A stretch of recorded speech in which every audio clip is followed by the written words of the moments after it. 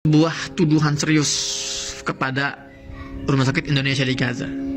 Salah seorang juru bicara militer Israel yang namanya itu Daniel Hagari, 17 jam yang lalu dia merilis di akun channel YouTube-nya. Kalian cek dia, IDF. Setiap hari mereka rilis menyampaikan berbagai perkembangan serangan-serangan mereka ke Gaza.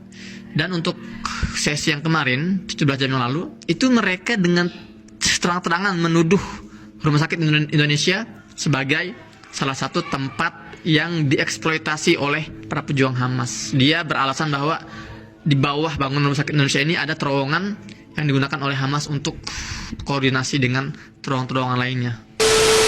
Bismillahirrahmanirrahim. Assalamualaikum warahmatullahi wabarakatuh. Alhamdulillah wassalatu wassalamu ala Rasulillah. Rabbi shrah li sadri wa yassir li amri wahlul 'uqdatam min lisani yafqahu qawli. Rabbana zidna ilma.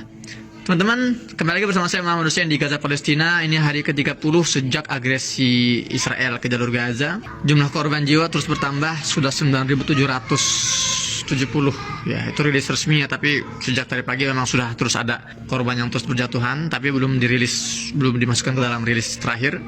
Dan korban luka ini mencapai 25.000 atau 35.000 ya. Saya juga kurang ngikutin jadinya sekarang. Yang pasti ini berbagai aksi teroris ini belum juga selesai. Tadi pagi itu ada ribuan orang lagi ngantri untuk mendapatkan air bersih di pemukiman di pengungsian padat penduduk, namanya pengungsian Shati. Itu dibombardir mereka sipil orang-orang, anak-anak dan wanita. Ya Allah, semakin menjadi-jadi memang serangan-serangan ini. Dan kalau kita membandingkan antara Gaza dengan Hiroshima, ini sudah nggak bisa dibandingkan sebetulnya. Hiroshima itu ketika dibom itu luas areanya itu 900 km. Sementara Gaza ini 360 km persegi. Bom atom yang dicatat oleh sejarah sebagai serangan terburuk dan terparah yang pernah terjadi di sejarah umat manusia.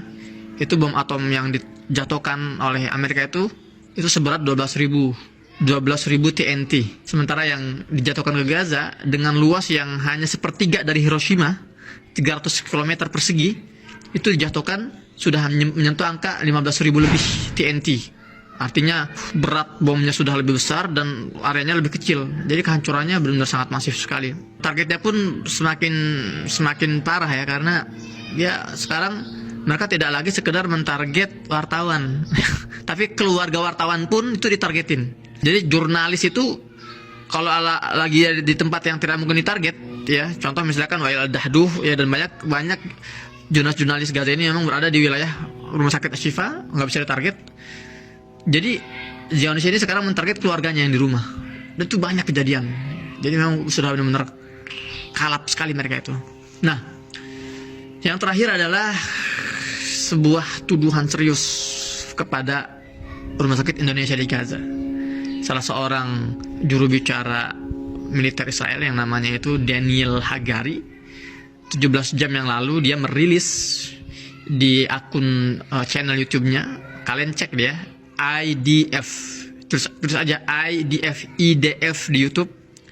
Itu setiap hari mereka rilis menyampaikan berbagai perkembangan serangan-serangan mereka ke Gaza.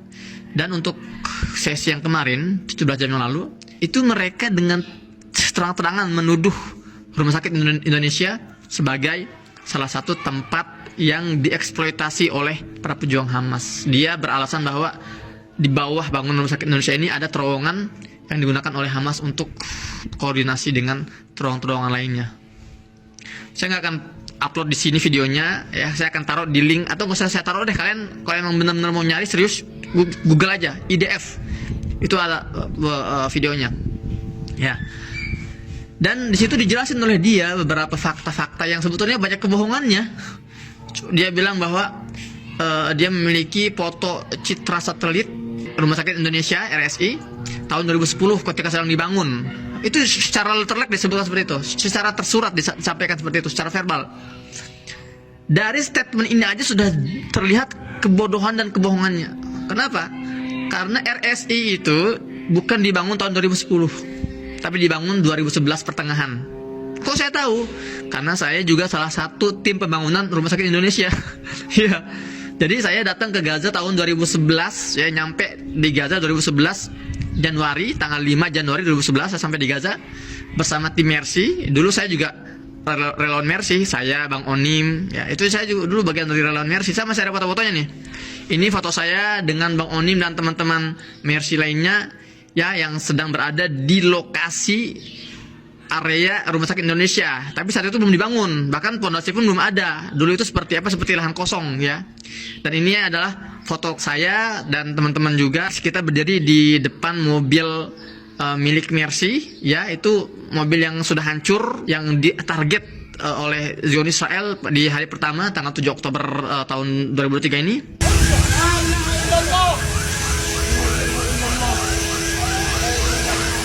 Itu mobilnya masih kelihatan ya. Dan ini foto saya saat proses pembangunan. Ini lagi pengecoran lantai 2. Nampakannya ketika masih dalam proses pembangunan ya. Jadi memang proses pembangunan RSI itu benar-benar dipantau oleh kami, oleh orang Indonesia, dari A sampai Z, dari awal sampai akhir. Dan nggak ada itu sampai ada katanya ada terowongan di bawah tanah. Jadi ada semacam lubang ya di dekat RSI itu, di area itu lubang untuk apa sih, penampungan air bawah tanah. Jadi kan karena kebutuhan airnya kan besar, nggak mungkin kita buat drum yang besar di atas ya. Jadi dibuatnya tuh drum underground gitu loh. Drum tangki bawah tanah. Itu dituduh sebagai lubang terowongan para pejuang. Astagfirullahaladzim. Nah, itu dari satu kebohongan, dan masih banyak kebohongan lain. Dan itu sebetulnya teman-teman, itu adalah berita lama, itu adalah tuduhan-tuduhan lama, tuduhan-tuduhan kebohongan ini udah basi, klasik. Rumah sakit Ashifa juga dituduh sama. Ashifa ini berusaha untuk dibombardir, dikosongkan ya dengan dalih ya mereka mengklaim bahwa di situ ada terowongan para pejuang. Dan itu sudah dibantah oleh salah seorang dokter dari Eropa, dari Uni Eropa.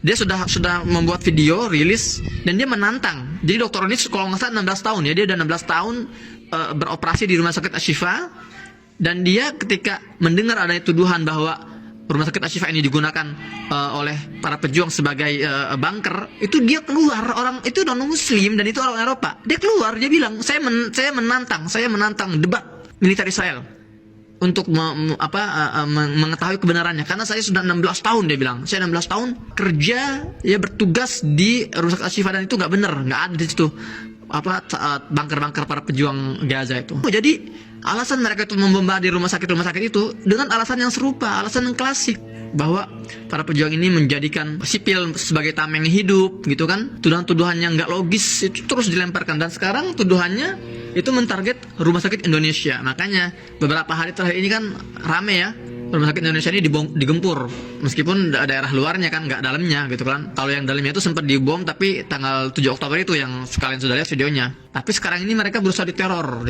setiap hari itu, setiap malam itu dibombardir sekitar-sekitarnya gitu kan. Ya sekali lagi, itulah kebohongan. Memang Zionis ini dibangun dari kebohongan-kebohongan. Mereka berbohong yang mengatakan bahwa tanah Palestina adalah tanah yang dijanjikan oleh Tuhan mereka. Itu kebohongan juga. Mereka berbohong bahwa pernah ada kuil Sulaiman, tempat ibadahnya orang-orang Yahudi. Itu kebohongan. Kemudian mereka berbohong juga terkait para pejuang Gaza yang katanya memenggal 40 kepala anak-anak. Itu sudah terbukti kebohongan. Kemudian juga ketika mereka mengebom Rumah Sakit Medani, Rumah Sakit Baptis, mereka juga berdalih bahwa itu bukan bom kami, itu adalah bom pejuang yang jatuh sendiri. Itu juga kebohongan. Jadi sudah banyak sekali berbagai kebohongan-kebohongan yang terus dibangun oleh mereka. Kasihan kalau ada orang-orang Indonesia yang menggunakan kebohongan-kebohongan itu sebagai argumen gitu kan, ditelan mentah-mentah kayak teman-temannya Abu Sendal itu.